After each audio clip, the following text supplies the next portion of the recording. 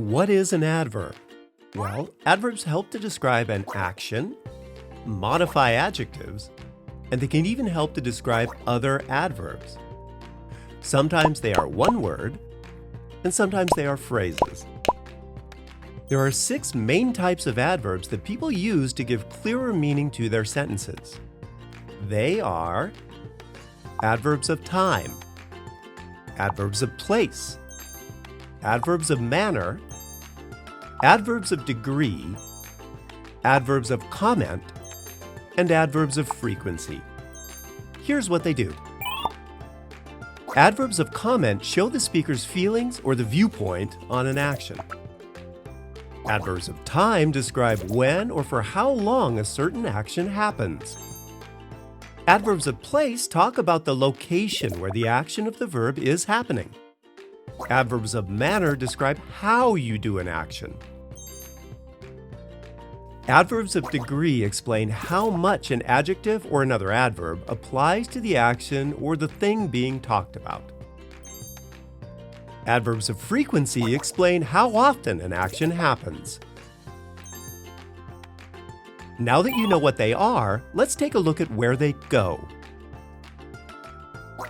Adverbs are very flexible. This means that they can usually go in many different places in a sentence.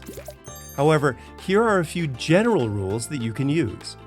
There are lots of exceptions to these rules, but here are some basic examples of how native speakers usually use the different types. Comment adverbs such as luckily, fortunately, and basically are usually placed at the beginning of a sentence or clause. Put adverbs of frequency before the main verb in a sentence. If there's a be verb before the main verbs, such as am, is, was, were, put the adverb after it. And one more thing. If there are 2 auxiliary verbs, you can put the adverb after the first auxiliary. Adverbs of time and adverbs of place are usually put at the end of sentences or clauses. If you are using both types in the same sentence, we usually put the place adverb first. And just like adverbs of frequency, adverbs of time can also be put at the beginning of the sentence when you want to emphasize it. Adverbs of manner usually go after the verb or verb phrase. However, if the verb is passive, the adverb will usually go after the auxiliary verb. And finally, we have adverbs of degree. Adverbs of degree are often used with adjectives as well as verbs and other adverbs, so they can be a little tricky.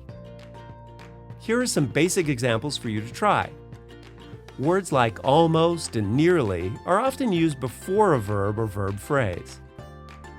Words like a lot and much are commonly put after the verb or verb phrase.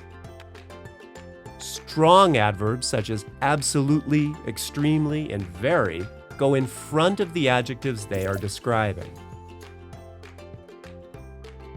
Now remember, adverbs can go in many different places in sentences, but the examples here can help your speaking and writing sound more fluent and native speaker-like.